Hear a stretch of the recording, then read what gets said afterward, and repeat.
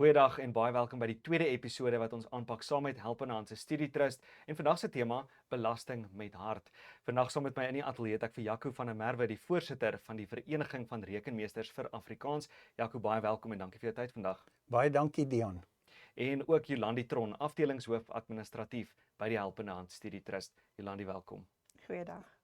Jolandi, wat presies beteken julle tema vir vandag se episode belasting met hart? Dian, uiteraard is ons in belastingmaand. Februarie is belastingmaand en Februarie is ook die maand van liefde. En by Help in Hand Studietrust is 'n donasie, nie net nog 'n donasie vir die belastingvoordeel nie, maar ook 'n donasie wat 'n verskil maak in 'n student se toekoms.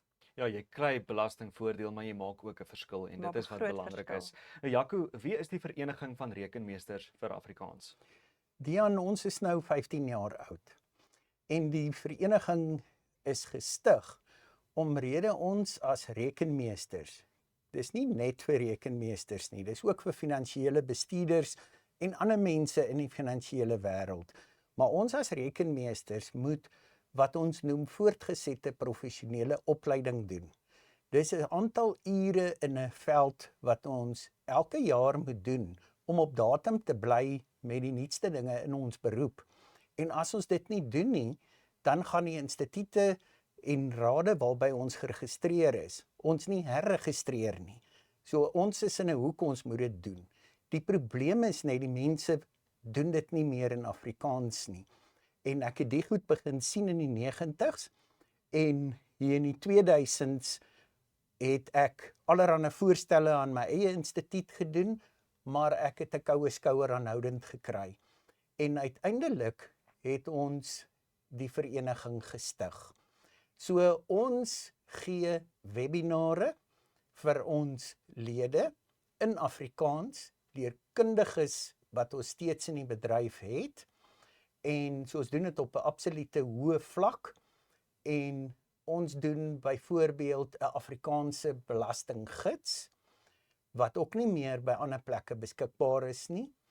En ons die ander groot ding wat ons doen, is dit waarvoor ons vandag hier sit. Ons het jare terug al gekyk en ons was by 'n ander organisasie in die begin betrokke, maar dit het nie so lekker gewerk nie. En toe die Help in Hand met hulle studiefondse en die studietrust begin, is dit net asof daar 'n liggie afgegaan het.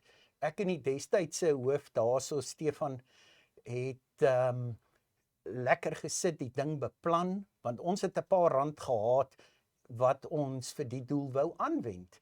En Help in Hand het net al die kassies getik, want ons het nie die kundigheid nie, ons het nie die vermoë om die administrasie te doen nie, om 'n artikel 18A sertifikaat te kan uitreik vir 'n skenker is nie so maklik nie. Die ontvanger het streng maatreëls en die mense by Help in Hand het al daai kundigheid om studente in die hande te kry, die regte studente, om daai geld te bestuur.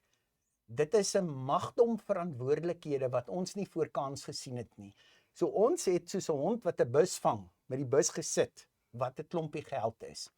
En wat maak ons daarmee? Toe gee ek dit destyds vir Help in Hand, vir Stefan, en ons kyk nie terug nie. Elke nou en dan, ons gee nie noodwendig elke jaar geld nie, maar die Help in Hand het selfs 'n paar rand al vir ons fonds by hulle bygedra. Gesê as julle 100 000 gee, dan gee ons 20 000. Dit gebeur nou nie meer nie, maar dit maak nie saak nie. Ons het 'n paar 100 000 rand fonds daar wat bewillig word vir studente wat in die sê BCom rigting wil studeer. En ek sê elke keer, dit hoef nie aan akademia uitsluitlik gedoen te word nie, maar dit is my sterk gevoel dat ons studente aan akademia moet voorkeur gee, want dan slaan ons 2 vliee met 1 klap, want ons is besig om te bou, en as ons nie self doen nie, ons sien hierdie groot plakkaat van solidariteit hier by Hoërskool Waterkloof langs die snelweg, ons bou, Ons wil self doen. Nou hierdie is deel daarvan.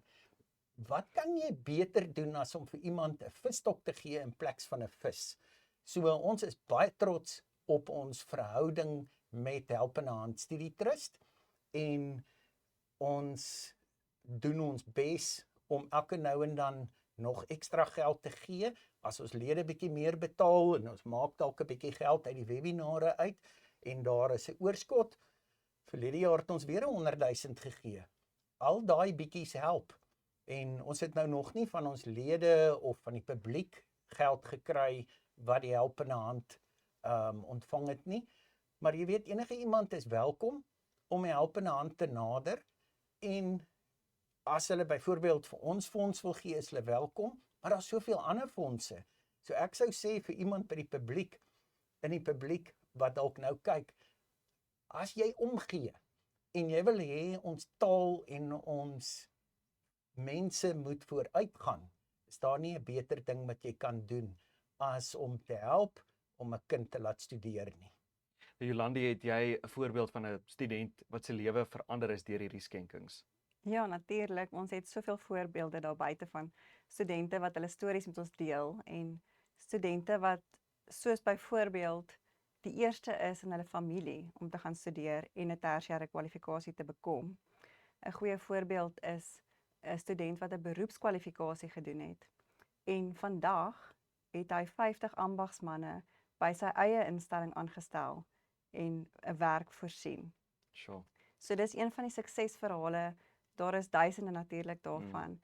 Maar dit is so lekker om te sien dat mense soos Jaco hulle wat belê in die toekoms van 'n student, om daai impak te sien daarvan, om te sien hoe die student sy kwalifikasie ontvang, die dankbaarheid wat die gesin het, want die toekenning maak nie net 'n verskil in daai student se lewe nie.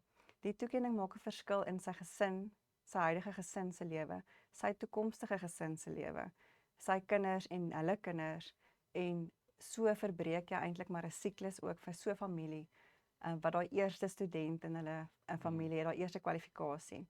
En die impak kring net soveel wyer uit. En ek dink om uiteindelik daardie suksesverhale te hoor en te sien, maak al die werk wat julle doen en al die skenkings die moeite werd. Dit maak dit definitief die moeite werd en dit is waarom ons donateurs ook jaar na jaar aanhou gee. Ons is so geseënd en dankbaar dat ons kan terugkyk waar ons in 2009 begin het met een studiefonds en waar ons nou 17, 18 jaar later het ons meer as 200 studiefondse gestig. Omdat ons donateurs sien die verskil wat dit maak. Die 98% terugbetaling van ons studente sê dit alles. Selfs die studente koop in hierdie help mekaar beginsels. Die studente betaal terug sodat die volgende student kan gaan studeer. So ons het soveel dankbaarheid en ons is so geseënd om jaar na jaar net sterker te groei. Die hartseer deel van ons werk natuurlik is die 580 studente wat ons byvoorbeeld hierdie jaar nie kan help nie. Daar's natuurlik altyd baie meer aansoeke as wat daar fondse beskikbaar is. Maar ons is so dankbaar vir die verskil wat ons donateurs soos Jaco hulle maak. Jaco, kan ons dus sê minder geld vir Jan Tax en meer geld vir studente? O ja, soos ek nou artikel 18A genoem het, jy moet net laat Helpende Hand daai sertifikaat vir jou uitreik en dan kry jy wat ons noem 'n belastingaftrekking. Met ander woorde, as jou belasbare inkomste sê 500 000 is en jy het R2000 hierdie jaar bygedra, dan gaan jy net op 498 000 belas word. En daai stukkie gaan jy R600-700 terugkry van die ontvanger af. Dit is minder vir Jan Tax, meer vir studente en jou bydrae word 'n graad, dit word 'n loopbaan en dit word 'n lewe. Jy kan gerus 'n skenking maak en vandag nog spaar ook op jou eie Jan Tax bydrae. Dankie vir julle tyd vandag, Jaco en Jolandi. Dankie Dian. Dankie Dian. Dis Jolandi Tron, afdelingshoof administratief by die Helpende Hand Studie Trust, ook Jaco van der Merwe, voorsitter van die Vereniging van Rekenmeesters vir Afrikaans.